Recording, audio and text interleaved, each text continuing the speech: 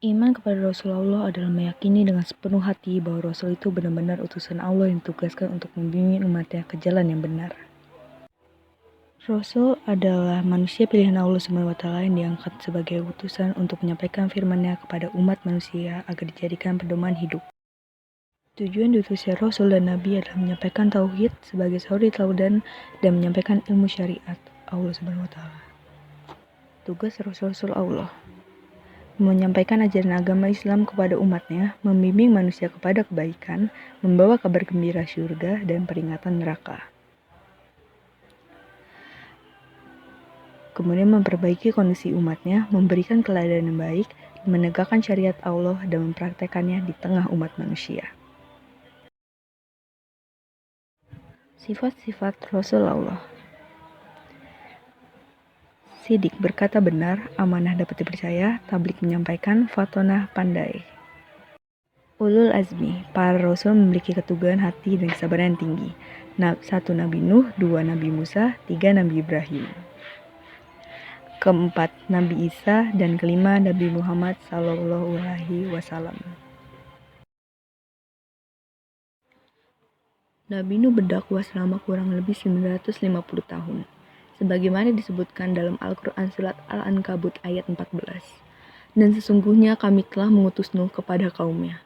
Maka ia tinggal di antara mereka 1000 tahun kurang 50 tahun. Maka mereka ditimpa banjir besar dan mereka adalah orang-orang yang zalim. Allah Subhanahu wa Ta'ala mengutus Nabi Nuh untuk menyerukan tauhid kepada Bani Rosib yang saat itu tersesat menjadi penyembah berhala dan patung. Mereka terjerumus melakukan kemaksiatan dan kemungkaran. Padahal, awalnya Bani Rosib adalah umat yang beriman kepada Allah Subhanahu wa Ta'ala. Namun saat kelima laki-laki soleh yang menjadi panutan mereka meninggal dunia, umat Bani Rosib menjadi musyrik. Mereka menyembah berhala dan menyekutukan Allah. Saat itu kezaliman dan kemungkaran begitu merajalela. Nabi Nuh diutus untuk mengembalikan umat Bani Rosib agar mereka kembali kepada tauhid, menyembah hanya kepada Allah Subhanahu wa Ta'ala. Dengan kesabaran, Nabi Nuh mulai berdakwah, mengajak menyembah hanya kepada Allah Subhanahu wa Ta'ala, menyerukan agar melakukan amal kebaikan dan meninggalkan kemaksiatan serta kemungkaran. Namun, Nabi Nuh yang berdakwah hingga ratusan tahun pengikutnya tak lebih dari 80 orang. Itu pun mereka berasal dari kalangan orang miskin dan lemah. Banyak dari kalangan Bani Rosib yang justru ingkar dan tidak mau mengikuti Nabi Nuh. Seruan Nabi Nuh agar umat kembali beriman kepada Allah dibalas dengan cemoohan serta caci maki.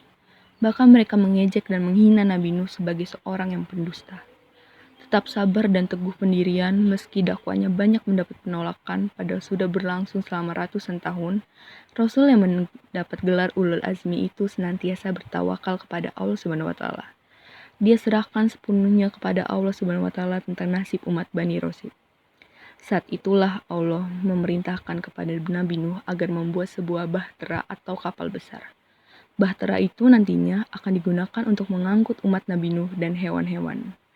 Mendapat perintah dari Allah Subhanahu wa Ta'ala tersebut, Nabi Nuh kemudian mengajak pengikutnya untuk membuat bahtera dengan bahan kayu. Butuh waktu beberapa tahun untuk menyelesaikan bahtera itu.